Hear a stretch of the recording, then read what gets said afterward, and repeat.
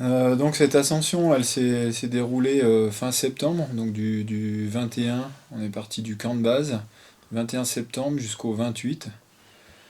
Euh, donc on est parti le 22 au matin du pied du Camet. On a fait une sorte de petit camp de base avancé au pied du Camet.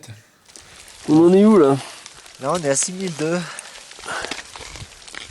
C'est pas grand chose par rapport à la hauteur de la face, mais c'est déjà ça.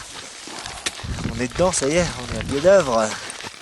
Et ensuite, donc on avait adapté le style alpin, hein. On est parti donc avec notre maison sur le dos, le 22 au matin, et ensuite dans l'ascension, donc on a fait 4 bivouacs à la montée, et ensuite un bivouac à la descente.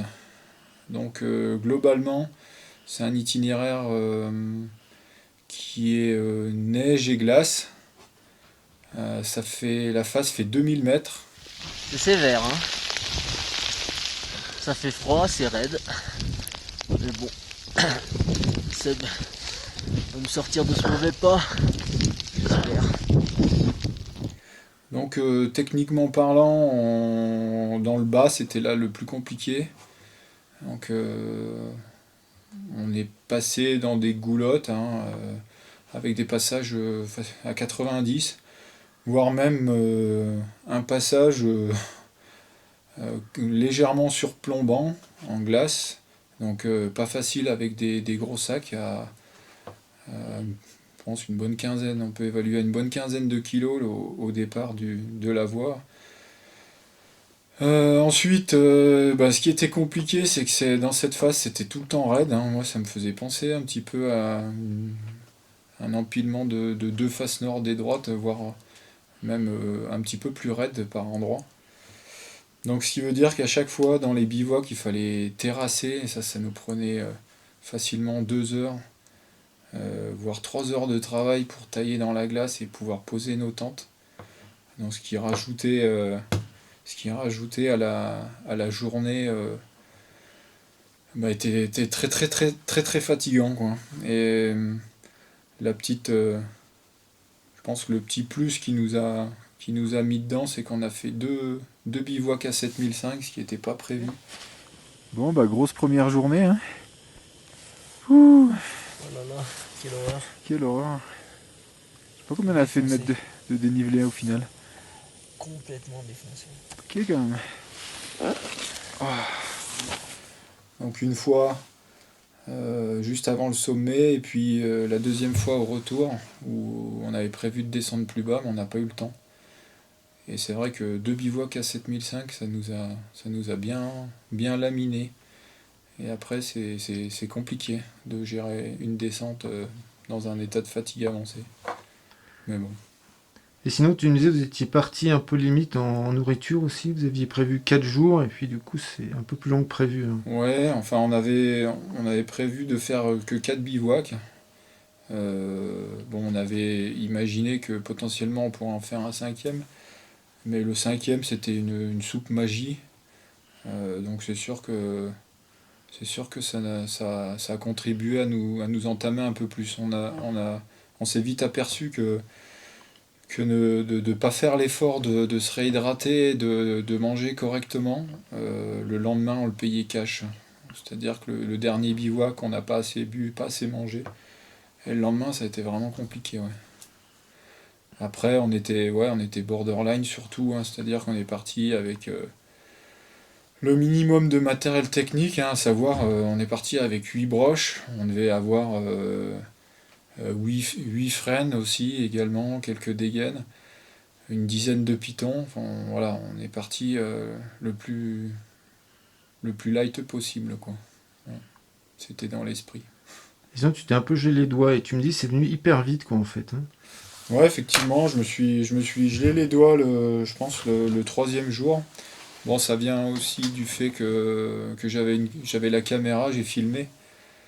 Où j'ai fait, je pense, la petite erreur de faire quelques réglages sur la caméra en enlevant les gants. Et bon, jeune Ratel, content d'être soldat, ça te rappelle quelque chose? Ouais, C'était où? En Lituanie, non? Ouais.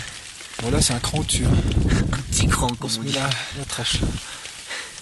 Mais bon, ça m'a rassuré cette nuit là. Hier, d'avoir fait une plus petite journée là. En tout cas, moins bad. Il va falloir gérer. Encore, Aïe, aïe. encore 1000 mètres. Donc là j'ai senti que j'avais gelé, après il a fallu gérer. Mais en aucun cas j'ai pu récupérer les doigts, même en m'apercevant que, en essayant de mettre des grosses moves, de les réchauffer et autres, une fois que le processus était lancé, j'ai senti qu'il n'y aurait pas de retour en arrière avant le camp de base, quoi. Et sinon, c'était une face engagée ou pas, là, au niveau risque? Bon, ça va. On commence à sentir vraiment l'altitude. Un peu la fatigue. On approche les 7000 là. On est à 7000. Ça y est. Premier 7000. On est en haut du pilier. Et, Faut traverser là maintenant. Et derrière cette petit éperon rocheux, il y a une goulotte qui va nous mener à notre névé. Un jeune. pas pareil là. Hein. Pareil, on fait pas le malin là.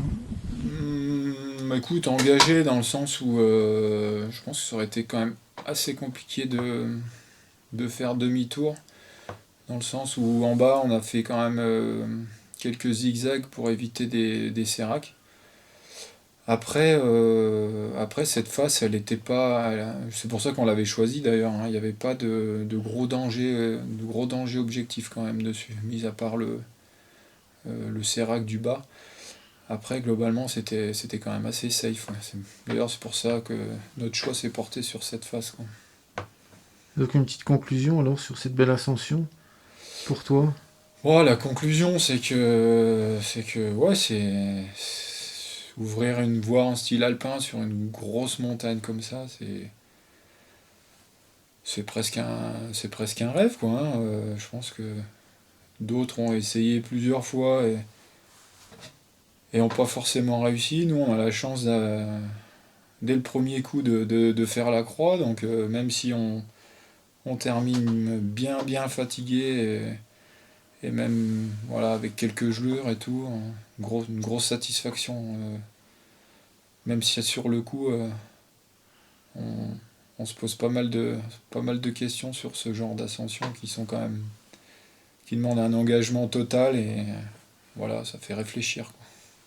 Et sinon, oui, juste pour finir, la météo, donc vous étiez routé par Yann en fait, qui vous a donné un bon créneau. Voilà, ouais, on a eu une acclimatation un peu difficile, hein, du temps perturbé. Et ensuite, il nous a annoncé un créneau météo stable avec surtout pas de vent. C'était surtout ça qui nous faisait peur un petit peu, le vent là-haut. Donc on a très peu récupéré entre la phase d'acclimatation et l'ascension. Parce qu'on s'est dit qu'il faudrait tout de suite attraper le créneau météo. Et on a bien fait parce qu'il n'a pas duré, les vents sont vite levés dès le lendemain en fait, où on est rentré au camp de base. Donc on était bien content d'être en bas. Ouais. Pas fini, maintenant faut descendre. Mais bon.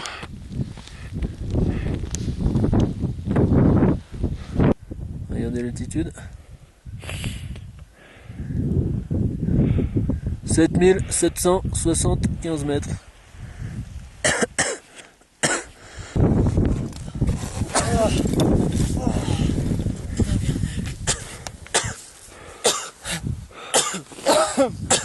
Le vent, ça rien dit quoi, par contre. De quoi? On est au sommet, il n'y a pas de vent. C'est top. Alors, on a ramassé quand même. La descente d'aujourd'hui, là, après le deuxième bivouac à 7450. Ah bon. On n'a rien plus à boire, plus rien à bouffer. Et puis surtout, on en a forcé pour faire le sommet. On s'est posé comme des klebs dans la tente. Et là, la descente aujourd'hui, j'étais vraiment taqué. J'ai essayé d'économiser mes mots, mais les gens me comprenaient pas.